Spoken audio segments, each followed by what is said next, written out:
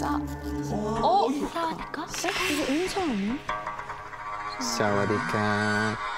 어허, 이거 태국인데 그럼? 여러분, 제가 처음에 들었던 이 말, 이게 뭡니까? 인사. 그렇죠. 사와디카. 예. 코쿤카. 이게 바로 태국 인사죠. 근데 흔히들 아시기를 태국에서 그냥 인사를 하면 모든 걸 다 사와디캅이라고 하는 줄 알죠? 아닙니다. 그렇죠. 맞아. 사와디가 안녕하세요라는 말인데 남자가 얘기할 때는 사와디캅이라고 하고 캅이고. 여자가 얘기할 때는 사와디캅라고 합니다. 제가 이렇게 이 태국에 관한 소소한 상식을 알고 있는 이유는 바로 제가 태국 방콕에서 한 4년 정도를 살았기 때문이에요. 이 이야기는 그 시절에 겪었던 정말 잊지 못할 사건입니다. 지금으로부터 14년 전이니까 2007년 한창 미혼이던 32살 때의 일이네요. 당시 국내에서 전 네로라는 이 철강 회사에 다니고 있었어요. 그때 드디어 제게도 엄청난 기회가 찾아옵니다.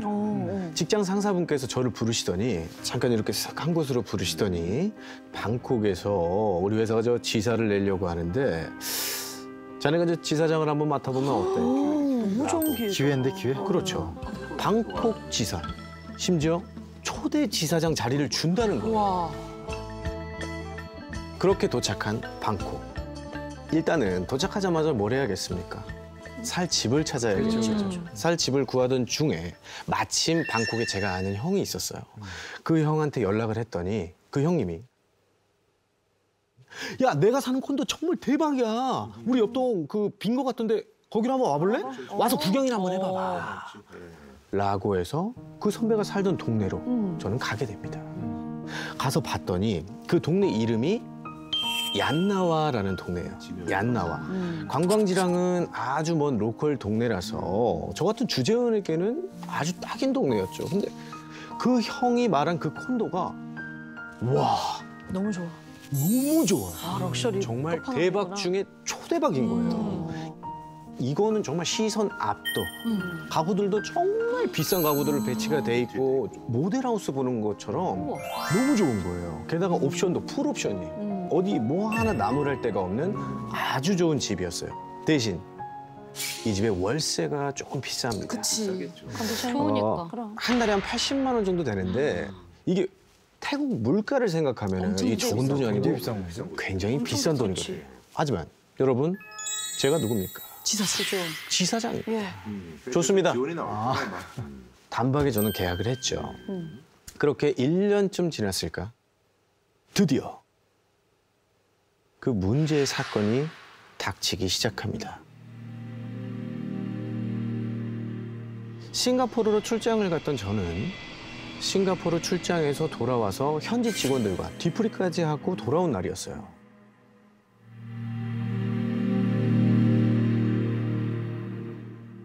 완전히 파김치가 돼서 털렛 콘도 건물로 들어오는데 갑자기 휙 하고 뭔가가 느껴지는 거예요.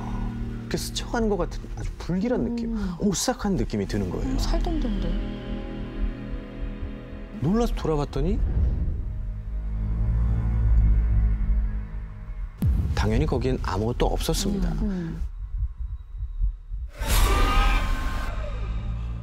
그런데 엘리베이터를 탔는데 갑자기 으슬으슬거리더니 뭔가 한기가 이렇게 쓱 느껴지는 거예요. 아니, 이 덥고 습한 방콕에서 한기가 느껴질 리가 없잖아요. 그렇지.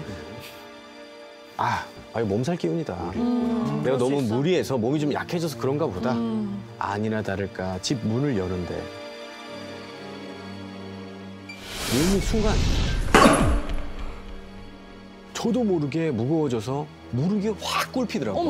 그 정도로? 네. 그래서 저는 몸을 일으키고 아우 쪽팔려 이거 아우 뭐 이 정도까지 내가 이렇게 허약체야 막 이러면서 그날 샤워도 하고 잠을 잤습니다. 집에 들어가서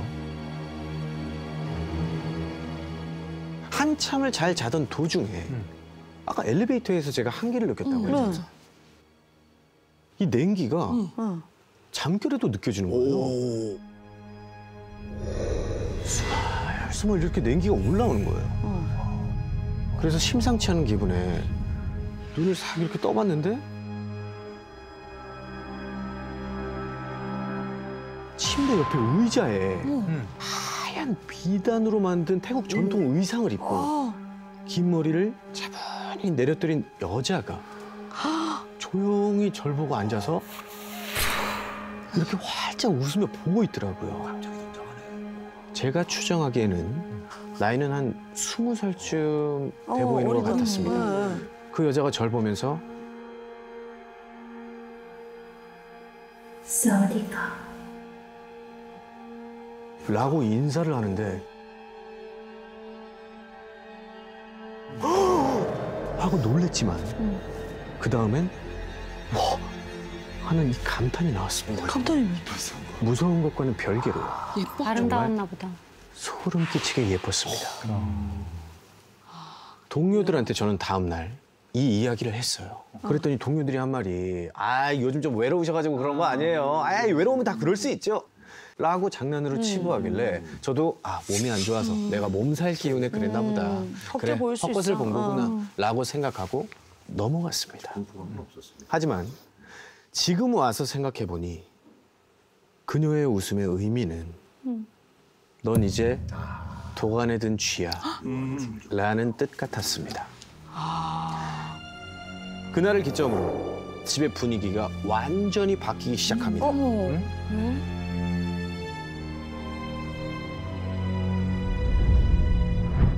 한밤중에 갑자기 소름이 쫙 끼치는 바람에 눈을 떠보면 발치에서 뭔가 사사삭 기어가는 느낌이 들고 밤새 이 날카로운 손톱으로 유리를 긁는 소리가 너무 싫어. 이 소리가 계속 들려왔습니다. 처음에는 제가 일이 바쁜 탓에 몸이 약해져서 그런 줄 알았어요. 그런데 곧 그 생각이 틀렸다는 걸 알게 됩니다. 왜? 하루는 절친이었던 본사에 계신 선배가 연락이 왔어요. 아이고 우리 지사장님, 예? 나 곧 태국 출장 가. 오랜만에 한번 봐야지. 그래서 저는 너무 좋죠. 와가지고 우리 재밌게 얘기도 좀 하고 일단 저희 집으로 오시죠. 우리 집 호텔보다 더 좋아요. 수영장도 있고. 집으로 이제 초대를 해서 간만에 얘기도 하고 밤이 늦어져서 이제 잠을 잘 시간이 와서 선배에게 안방을 내줬습니다. 자자. 아니야. 내가 좀 선발 쓸게. 우리 선배님 아빠 들어가시면서. 우리 지사장님. 그거 아닙니다. 제가 쇼파에 사겠습니다. 얼른 받으세요. 알았어. 나 이제 잔다. 안녕하세요. 알았어. 잘 자.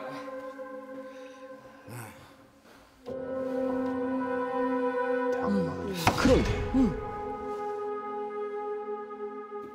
야, 빨리 좀 일어나 좀. 좀 빨리 일어나 좀. 야, 저기 안방에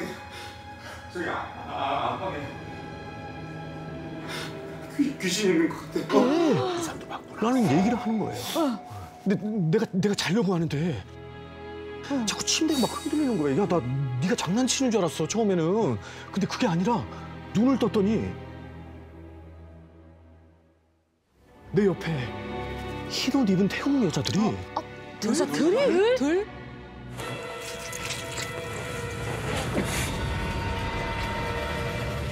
그리고 그 여자들의 옷이 옷이 막 내 몸에 스치는 게 느껴지더라고. 살았어. 꿈이 아니야. 근데 갑자기 그 여자들이 나를 내려다보더니 내 코에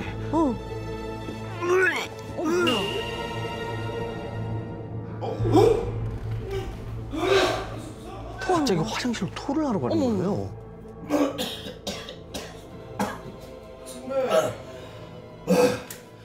괜찮아요? 그러다가 겨우 진정한 선배가 뭐라고 했는지 아세요?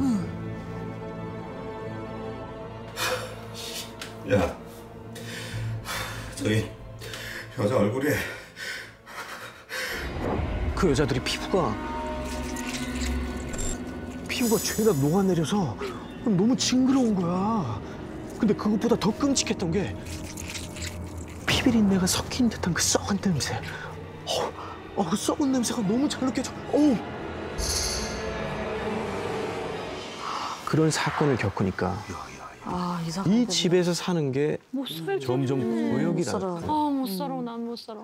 밤이 되면 그 후로 저는 거실에서 밤새 한국 예능을 켜놓고 꾸벅꾸벅 졸 수밖에 없었습니다. 맞아, 나도 그럴 것 같아.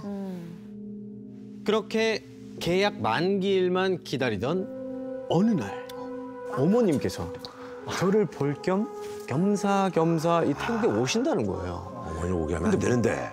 문제는 숙소였습니다. 제가 제일 좋은 호텔을 잡아드린다고 어머니께 얘기를 해도 아이고 야 그런데 돈 쓰지 마. 뭐 하려고 돈을 써. 됐어 돈 쓰지 마라 그러는데 어머니가 부득 그냥 제 집으로 오신다는 거예요. 참고로 저희 어머님은 평소 불심이 아주 깊은 분자셨어요. 그래도 결국 저는 집으로 어머님을 모셔서 신신당부를 했어요.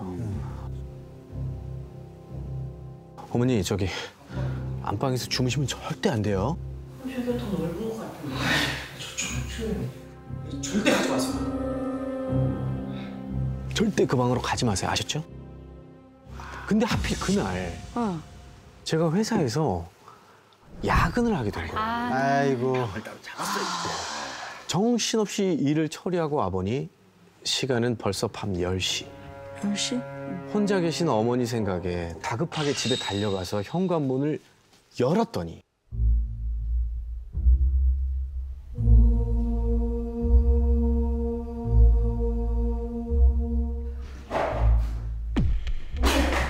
어머니가 거실 소파에서 힘없이 앉아 계시고 전 바로 깨달았습니다. 혹시 보셨어요?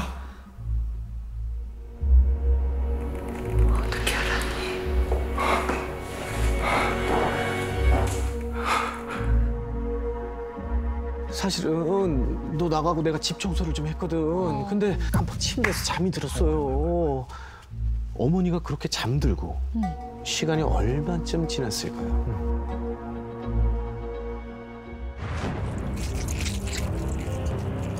이 귀에 발음이 다 뭉개진 외국어가 중얼중얼 들리기 시작한 거예요. 그리고는 갑자기 보이지 않는 손이 목을 계속 조르는 거예요.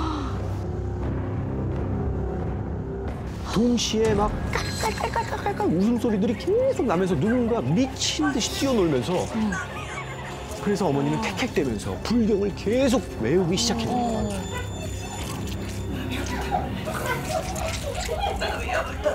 바로 그때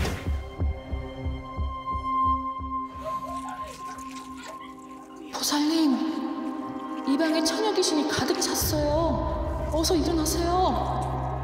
누군가의 다급한 목소리가 들리면서 목을 조르던 힘이 확 풀리더랍니다. 그래서 어머니가 벌떡 일어났는데 침대 발치에 있던 그 거울, 전신 거울이 하나 있었는데 얼굴이 썩어서 문드러지고 피부가 흉측하게 녹아내린 여자들이 낄낄대면서 주변을 마구마구 뛰어다니고 있었던 겁니다. 그중에 가장 기이했던 것은 이 미친 듯이 날뛰는 이 여자들 사이로 혼자 흰 옷을 입고 의자에 가만히 앉아서 빙그레 웃고 있는 소름 끼치도록 예쁘장한 여자였습니다. 여러분 기억나십니까? 처음에 나왔던. 바로 1년 전 제가 봤던 그 여자였습니다. 다음 날 어머니는 국제 전화까지 거셔서 평소에 다니던 절에 이 이야기를 하셨어요. 그러자 그 절에 비구니 스님께서 말씀하시기를 그 집이 터가 센 것 같아요. 그 기를 좀 눌러야겠습니다. 지금 당장 팥과 소금 그리고 식칼을 사오세요. 단 식칼을 살 때는 반드시 큰 걸로 사셔야 합니다. 얼른 다녀오세요. 이 이야기를 듣는 즉시 마트로 가서 팥과 소금 그리고 식칼을 준비했습니다. 준비를 마치고 어머니는 침실 문 앞에 서서 스님이 알려준 대로 잡기야 물러가라! 잡기야 물러가라! 온 집안 구석구석에 팥과 소금을 뿌리셨죠. 그리고 그 후 그 자리에 서서 식칼 든 손을 앞으로 쭉 내민 후에 그대로 칼을 떨어뜨렸어요. 그런데 제 상식으로는 절대 이해할 수 없는 아주 이상한 일이 일어났어요.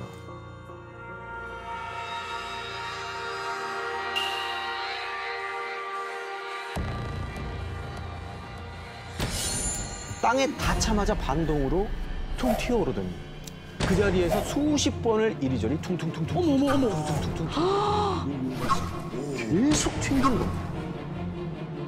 이 얘기를 들은 스님이 단호하게 말씀을 하시더라고요. 한 번 더 하세요.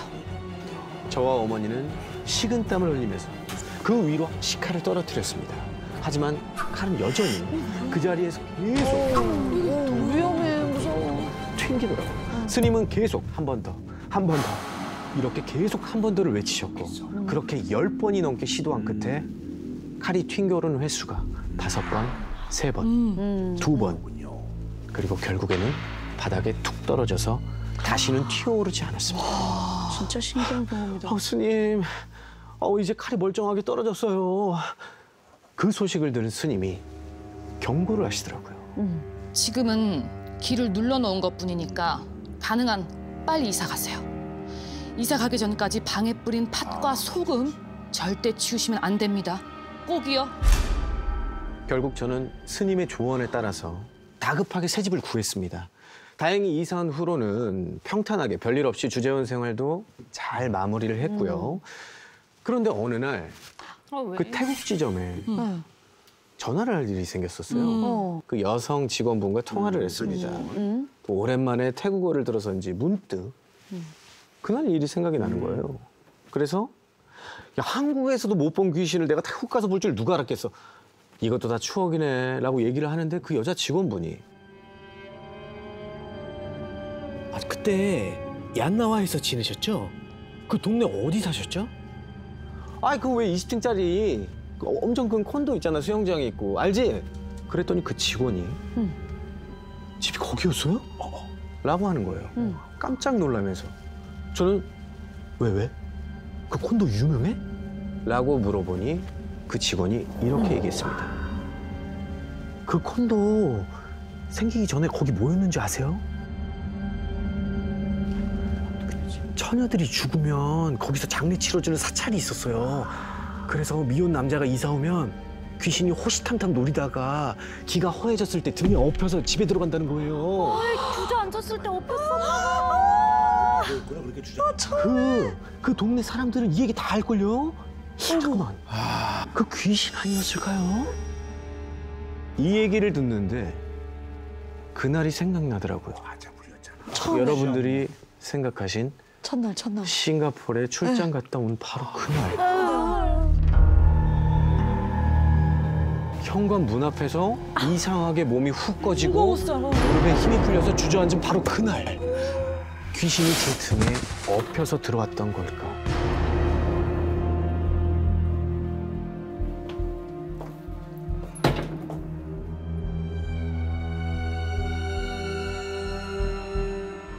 전 그 여자의 사와디카라는 그 인사말이 너무 소름 돋습니다. 인도네시아 저택. 저택 나오면 좀 위험한데. 여러분, 이 동남아에 귀신이 많다는 얘기 들어보셨죠? 예. 밀림도 많고 해서. 예. 그 중에서도 이제 귀신이 가장 종류가 많다는 인도네시아 이야기인데요. 섬이 많잖아요. 이 이야기는 서울에 사는 정승우 씨의 친구분이 1997년 어릴 적 인도네시아 자카르타라는 도시에서 실제로 겪은 일이고요. 편의상 승철 씨라고 부르도록 할게요. 이제 승철 씨가 초등학생 시절에 아버지 사업으로 이제 가족에서 다 같이 인도네시아를 가서 살게 됐대요. 이제 아버지의 사업은 현지 내에서 굉장히 대박이 났고 이사를 가게 됐는데 깨끗하고 방도 많고 되게 넓은 그런 저택이었다고 해요. 중정이라고 아시죠, 여러분? 알죠. 네, 예. 이 큰 저택 안에 가운데 정원 같은 거, 네. 집 안쪽에 있는. 정원. 네. 진짜 성공해. 네, 중정까지 있었던 거예요. 근데 이 중정이 이렇게 뭔가 오랫동안 관리를 안 한 약간 그런 느낌이었대요. 문을 열고 안쪽으로 들어가면 음산한 기운이 확 느껴지고 멋있는스럽지. 정원 곳곳에는 이제 람부탄 열매가 썩어서 널브러져 있고 이제 그걸 본 아버지가 아 여기 좀 관리 좀 해야겠다. 그래서 어머니가 아, 알겠어요. 헬퍼한테 얘기해 둘게요. 이렇게 하고 이사를 잘 마무리하게 됐대요. 그리고 이사한 첫날 밤이 됐습니다. 이제 보통 이사하고 자는 날은 좀 잠자리가 바뀌니까 좀 잠에 잘 못 들거나 좀 불편할 수 있잖아요. 근데 그런 거 없이 승철 씨나 부모님 두 분 다 잠을 굉장히 잘 잤다고 집에 해요. 잘 맞네. 네. 근데 다음 날 자고 일어난 누나의 표정이 유독 어두운 거예요. 누나가. 네, 누나의 표정이. 그래서 엄마, 나 방 좀 바꿔줘. 아니, 밤새 바람에 나무가 너무 흔들려서 그 소리 때문에 한숨도 못 그럴 잤어. 수 있지, 그럴 수 있지. 이게 누나 방만 좀 구조가 특이했는데 중정과 연결된 방이었대요. 네, 그래서 한쪽 벽면은 이제 통창으로 돼 있는데 그 통창 너머에 중정이 이제 보였던 거죠. 제일 좋은 방이긴 한데. 예. 뷰는 좋죠. 근데 그 중정에서 계속 시끄러운 소리가 났다 그러는 거예요. 왜? 그 누나가 잠이 들려고 눈을 감았는데 뭔가 슥, 슥, 슥, 슥. 중정 창문 쪽에서 뭔가가 휘청, 휘청 거리는 게 보이더래요. 아, 그 나무가 흔들리는구나 하고 생각하고 다시 자려고 하는데 나무가 이게 어찌나 흔들리는지 눈을 감아도 계속 아른거리더래요. 게다가 이 슥, 슥, 슥, 그래. 아, 이 그 소리도 밤새 멈추지 않고 엄청 거슬리잖아요. 근데 이게 나무 부딪히는 소리도 아니고 이렇게 뭔가 땅을 파는 뭐 그런 소리처럼 이제 그 얘기를 들으신 어머니는 헬퍼 아주머니를 부르셨어요. 혹시 어젯밤에 중정에서 청소하셨냐? 뭐 그렇게 급한 거 아니니까 천천히 하셔도 됩니다. 근데 어제 일찍 잠이 드셨다고 하시는 거예요. 헬퍼 아주머니는. 그럼 아니네. 별다른 이유를 찾지 못하고 다음 날 아침이 됐어요. 누나가 오들오들 떨면서 겁에 질린 채 엄마를 찾았대요. 엄마 나 무서워. 엄마. 왜 그래? 그래서 무슨 일인가 보니까 누나가 자는데 어디서 척, 척, 척 한 소리가 나더래요. 잘못 들은 거야. 신경 쓰지 말자 하면서 이제 자려고 하는데 또 어디선가 척, 척 하는 소리가 나더래요. 이 소리 어디서 들리는 거지? 그리고 이제 소리의 행방을 찾아서 이불 밖으로 눈을 빼꼼히 내려놓고 보는데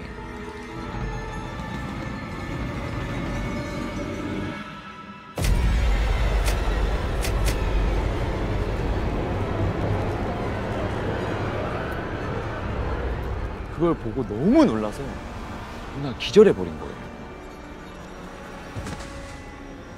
그리고 이제 그 다음 날에 누나가 깨어나자마자 창문을 바라봤는데 그 통창에는 아무런 흔적이 없는 거죠. 그래서 이제 누나는 그 방을 쫓아 나와서 어머니를 붙잡고 이제 엄마 나 진짜 이 집 무서워서 살기 싫다 하면서 울고불고 했대요. 괜찮아. 빨리 봐봐. 여기 방구가 있어.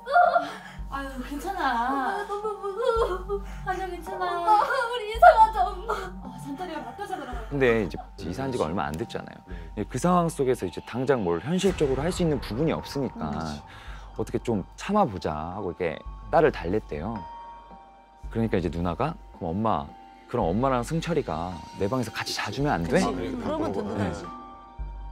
그래서 그래 엄마랑 자자. 잠자리가 바뀌어서 그런 걸 수도 있어. 어머니는 이제 우는 누나를 안아주시면서 달래주셨다고 해요.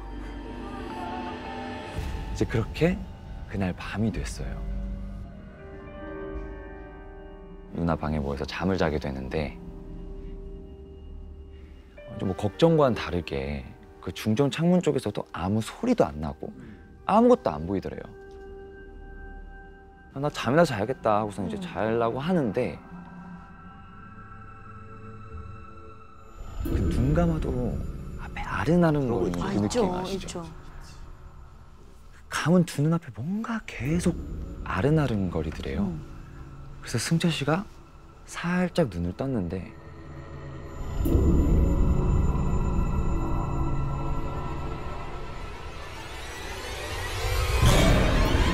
까만 게 뭔가 새까만 게 무언가가 보이더래요.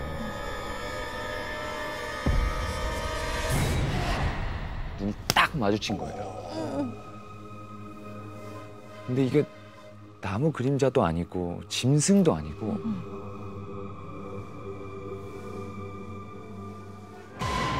사람 그림자였던 거예요.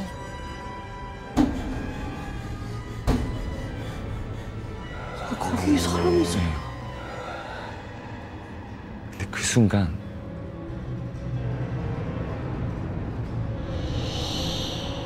창문에 따다다다다 붙는 거예요. 근데 여러 명 있어. 왜 이렇게 많은 거야 또? 막 이렇게 달라붙어서는 새하얀 눈을 그 승철 씨의 가족을 쳐다보는 거죠.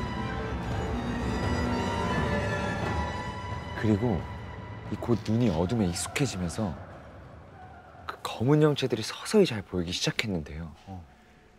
승철 씨는 그걸 보고는 몸이 싹 굳어버려요.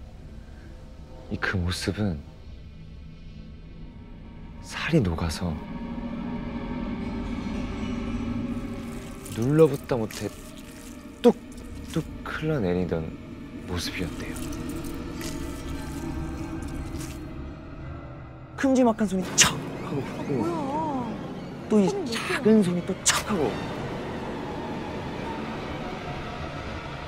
그러면서 되게 기괴한 소리를 내더라고요.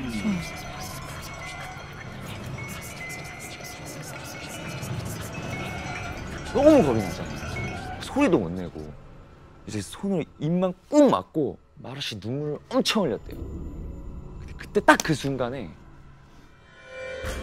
승철 씨랑 누나를 확 낚아채가지고 그 방을 뛰쳐나온 거예요.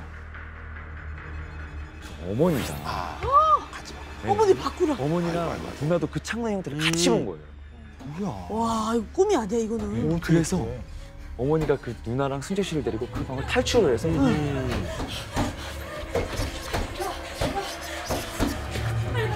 다 같이 끌어안고 밤을 지샜대요. 와.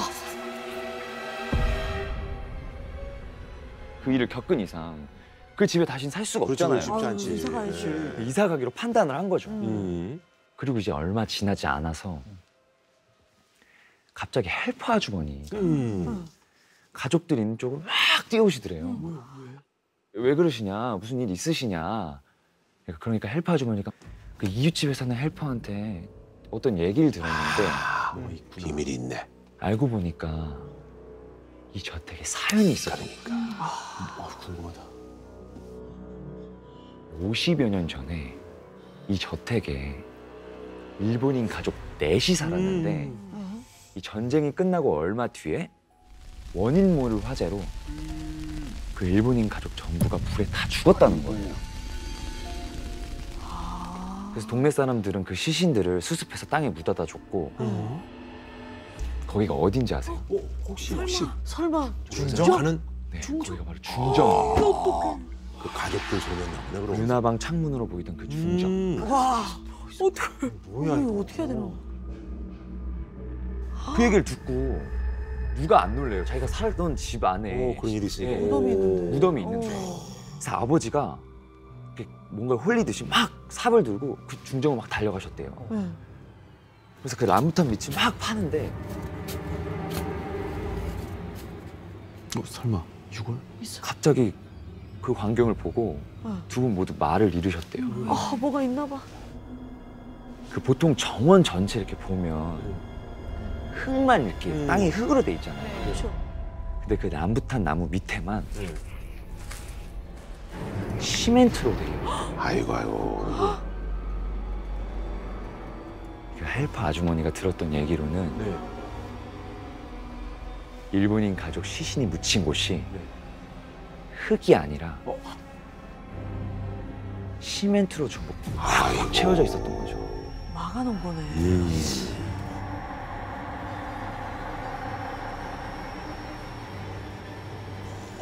야 이거.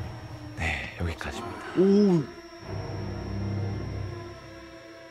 아니 이 정도의 큰 사건이면 아. 그 주변 사람들이 좀 얘기가 나왔을 텐데 주변 분들은 그러니까. 뭐 전혀 얘기가 현지인들 얘기가 없었대요. 오. 네, 그래서 이사 나올 때 음. 들었다고 하더라고요. 그래서 안 그래도 이 저택에 대한 이 후일담으로 친구분이 실제 녹음한 인터뷰가 있다고 합니다. 친구가 사연 보내주신 분이 여기에.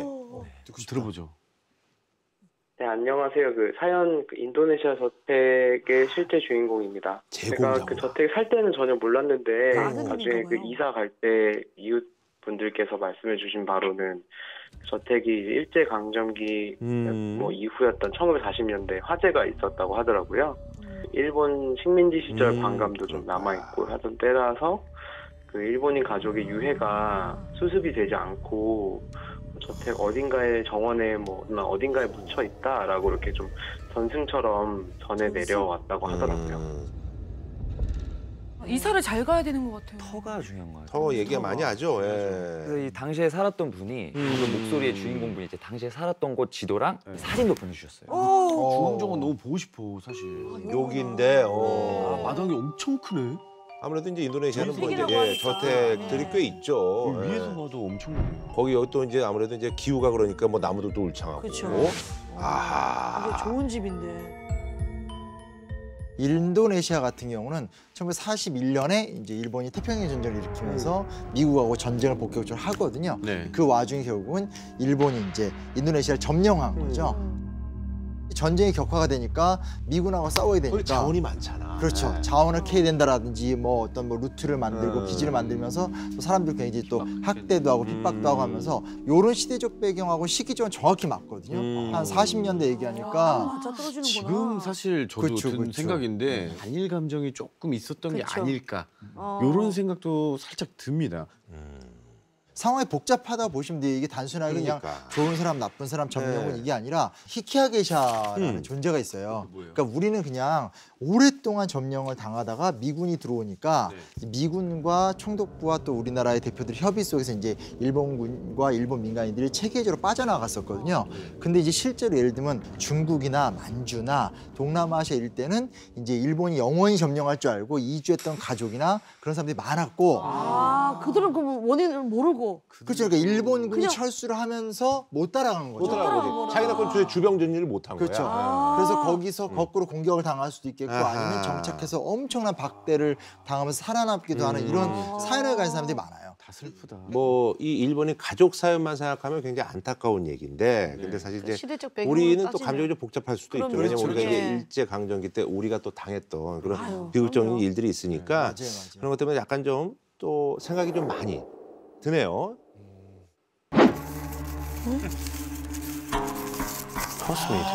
하우스메이드.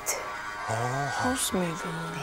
이번 사연은 필리핀에서 15년간 거주했던 김소희 씨가 보내주신 사연인데요. 외국 사연이네.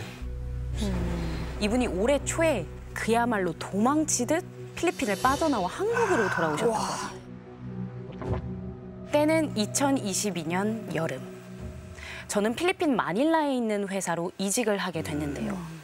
당시 연봉도 살짝 올려갔거든요. 잘 됐네. 너무 좋지. 그것만으로도 기분이 날아갈 것 같았는데 회사에서 무려 혼자 지낼 수 있는 사택을 마련해 준다는 거예요. 맞아, 거기 그런 경우가 있어요. 예. 복지가 너무 좋은데? 거실에 서면 마닐라 시내가 쫙 펼쳐지는 뷰 맛집에 무려 복층 구조의 럭셔리 고층 아파트를 준 겁니다. 그걸 준다고? 네, 진짜 나 뭐 되나 봐. 행복도 잠시. 이 큰 집을 혼자 청소하고 관리할 생각을 하니 아찔한 거예요. 고민 끝에 오로지 저와 제 집을 위한 24시간 상주 하우스메이드를 고용하게 됩니다. 그렇게 만난 메이드의 이름은 레이첼. 20대 중반의 쾌활한 성격, 그리고 꼼꼼한 관리 능력까지 정말 최고의 메이드였죠. 레이첼. 레이첼 덕분에 이삿짐 정리도 순조롭게 마치고 한껏 여유를 즐기던 어느 주말 아침이었어요.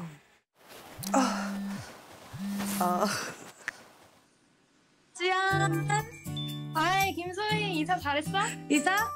그럼 당연히 잘했지. 한국에서 친구 주연이가 영상통화를 걸어서 집 좀 보여달라고 하는 거예요. 여기 봐라 저기 봐라 하면서 저희 집을 막 구경시켜줬죠. 캐피도 잘 들어. 식탁 의자에 걸터 앉은 후 카메라를 제 쪽으로 다시 돌렸는데 아, 깜짝이야.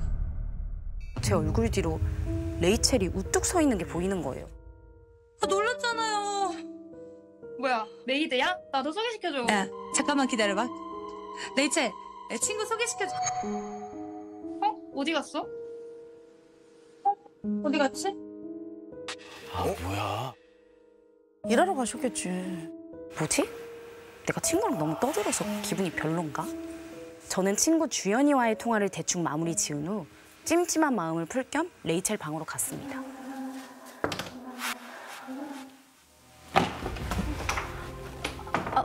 소희 언제 일어났어요? 뭐야, 왜 처음 척해요? 네? 아까 방금 전에 저 친구랑 통화할 때 그때 봤잖아요. 우리 밥 먹을까요? 제가 밥 해줄게요. 레이첼의 행동이 어딘가 살짝 어색하다고 해야 할까? 팔빼물 하네. 왠지 찝찝한 느낌도 들더라고요. 근데 뭐 딱히 큰 문제가 있는 건 아니니까 그냥 기분이 풀렸나 보다 하고 넘어갔죠. 그런데 며칠 후 급히 처리할 업무가 있어서 2층 제 방에서 밤샘 업무를 하고 있을 때였어요.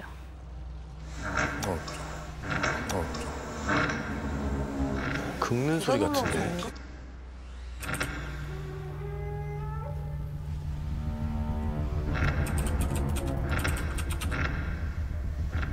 방문 밖에서 계속 신경을 거스르는 소리가 들리는 거예요. 아, 뭐야. 뭔 소리야. 참다 일에 집중할 수가 없어서 방 밖으로 나가봤어요. 대체 어디서 나는 소리인지 집안을 둘러보던 그때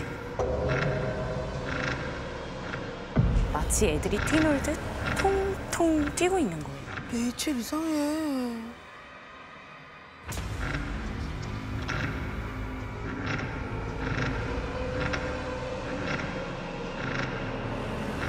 레이첼, 뭐 하는 거예요? 뛰는 걸 멈춰선 레이첼이 고개를 갸웃하면서 쳐다보는 거예요.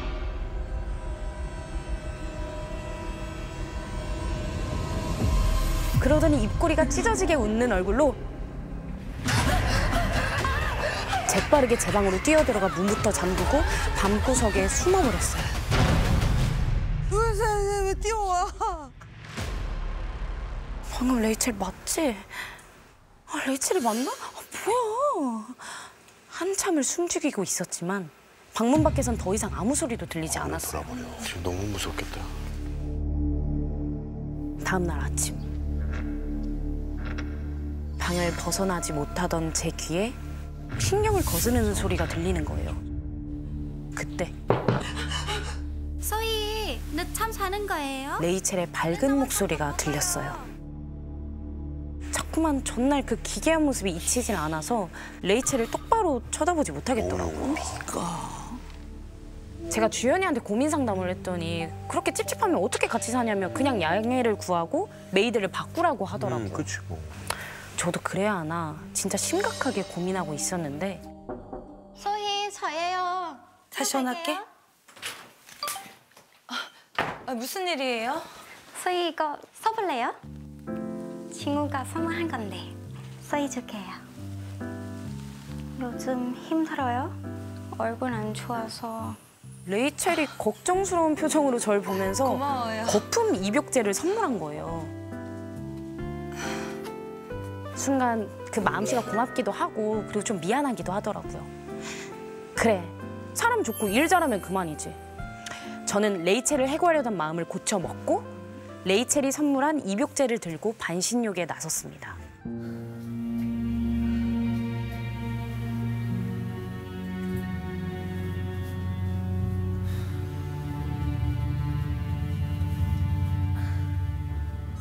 거품 사이로 뭔가 둥둥 떠서 건져보니 검고 긴 머리카락 뭉텅이더라고요. 그때였어요. 머리카락을 건지던 제 손 끝에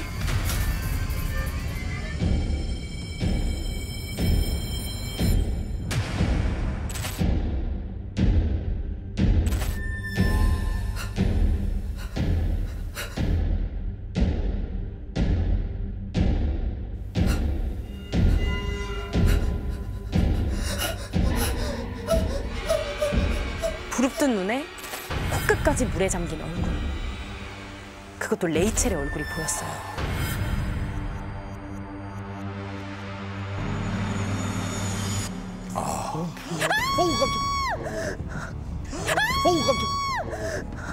무슨 일이에요, 소희? 이 문 좀 열어봐요, 소희. 그 순간 문 밖에서 들려오는 목소리에 저는 더 패닉에 빠지고 말았습니다. 밖에도 레이첼이야.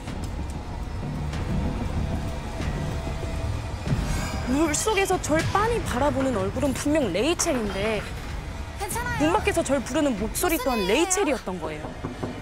이 문 좀 열어봐요.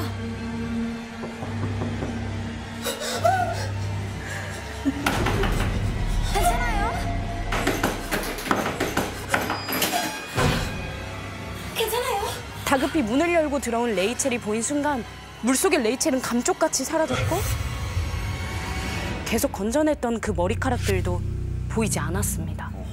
걱정스레 제 얼굴을 살피는 레이첼의 얼굴도 솔직히 보고 싶지가 않더라고요. 이 정도 되면 그래서 괜찮다. 그냥 욕조에서 졸다가 꿈 꿨나 보다 하고 넘어가려는데 혹시 욕실에서 뭐 보지 않았어요? 뭐 보지 않았냐고? 질문이 좀 거슬리는 거예요. 아니 이런 경우에는 보통 무슨 일 있었냐고 물어보거나 그러고 보니까 그 소파 사건 이후에도 레이첼이 좀 수상해 보인 적이 몇 번 있었지 싶더라고요. 한 번은 2층 제 방 앞을 서성이며 누군가와 심각하게 전화하는 것도 봤고요.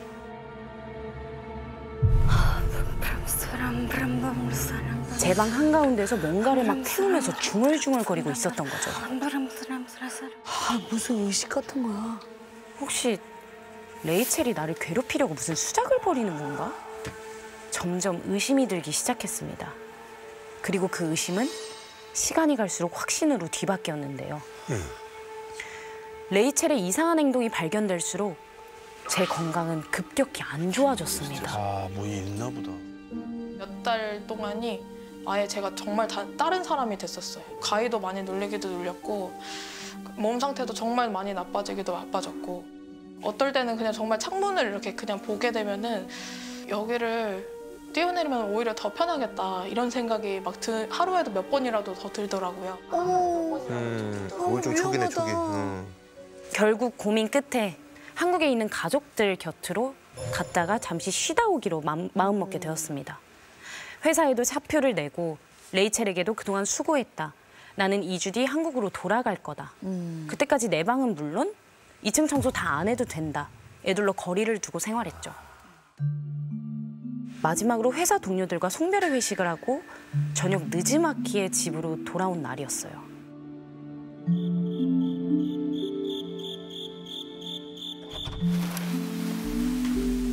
제 방문을 딱 여는데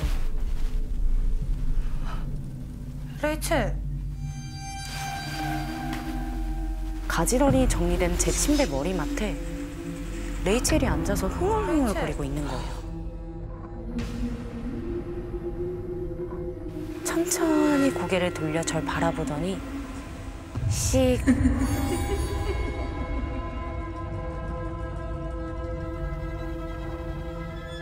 그 순간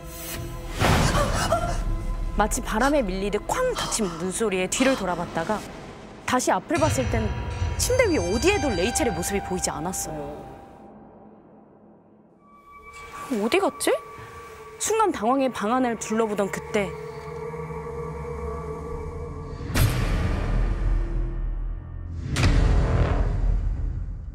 레이첼의 머리카락처럼 보이는 것들이 삐져나와 있었어요. 뭐 하는 거예요? 장난치지 마요. 빨리 나와요. 침대 밑에 있나 봐. 거기다? 제가 서서 아무리 외쳐도 레이첼은 조금도 밖으로 나오지 않았어요.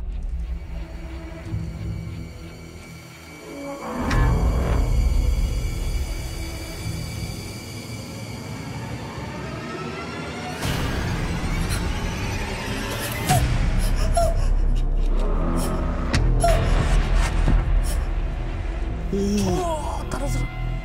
깜깜한 침대 아래 누운 자세로 마주한 건 레이첼이 아니었습니다. 창백한 얼굴에 꼬마아이가 절 빤히 빤히 쳐다보고 있었어요. 순간 너무 놀라 소리를 지르며 달아나려 했습니다. 그런데 침대를 빠져나온 그 순간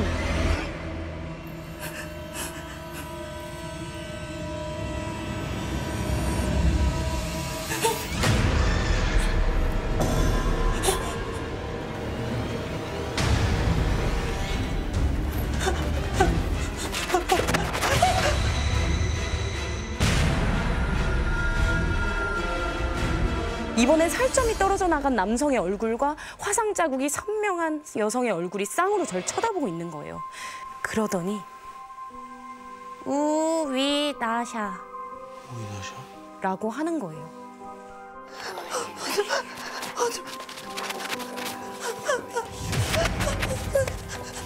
우위나샤라는 뜻모를 말을 중얼대며 크크거리기 시작했습니다. 도망갈 곳이 없다 생각한 전 그 자리에서 귀를 막고 눈을 질끈 감아버렸습니다. 그 순간 벽을 때려대는 소리와 함께 들려온 우위나샤라는 말을 끝으로 저는 기절을 하고 말았습니다. 소희, 방에 있는 거예요? 어디 아파요? 괜찮아요? 레이첼의 목소리에 눈을 떴을 땐 그 형체들은 모두 사라져 있었습니다. 몰려오는 안도감에 전 울음을 터뜨렸고 레이첼은 그런 절 껴안고 다독여줬어요. 그런데 제 등을 토닥여주던 레이첼이 갑자기 손길을 멈추더니 소희, 저거 소희가 그런 거예요? 잔뜩 겁먹은 표정을 한 레이첼의 시선을 따라 뒤돌아보니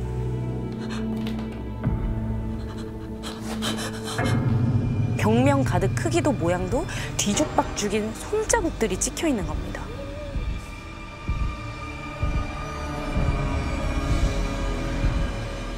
그걸 본 순간 제 머릿속에 떠오른 건 어젯밤 저에게 손을 뻗어대던 새 형체와 그들이 남긴 수수께끼 같은 한 문장이었습니다. 레이첼, 우위나샤가 뭐예요? 우위나샤? 제 집에 간대? 오, 알고 있는 거야. 저는 레이첼을 붙들고 엉엉 울며 지난 밤과 지금까지 있었던 일을 털어놓기 시작했어요. 그런데 가만히 제 얘기를 들어주던 레이첼이 그러는 거예요. 실은 자기 어머니께 이미 뭘 물어봤다고요.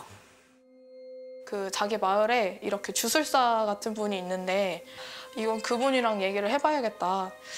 그분이 보자마자 여기에서 너보다 오래 산 홀령들이 있는데 그 홀령들한테도 허락을 받지도 않고 무턱대고 집을 들어가서 그 홀령들이 무척 화가 났다. 그래서 너한테 그렇게 피해를 가했고 이제 너가 간다고 하니 이 사람들은 너가 가는 거에 대해서도 이제 화가 나서 저렇게 벽에다가 사인을 보낸 거다. 곱게 보내지 않겠다. 뭐 이런 뜻 쟤 아니겠습니까? 간다니까 빨리 더 괴롭혀야 되겠다는 거. 중학교 때부터 15년 동안 지냈던 필리핀이었지만 이제는 다시 돌아가고 싶지 않을 만큼 제겐 끔찍한 기억이 돼버렸습니다.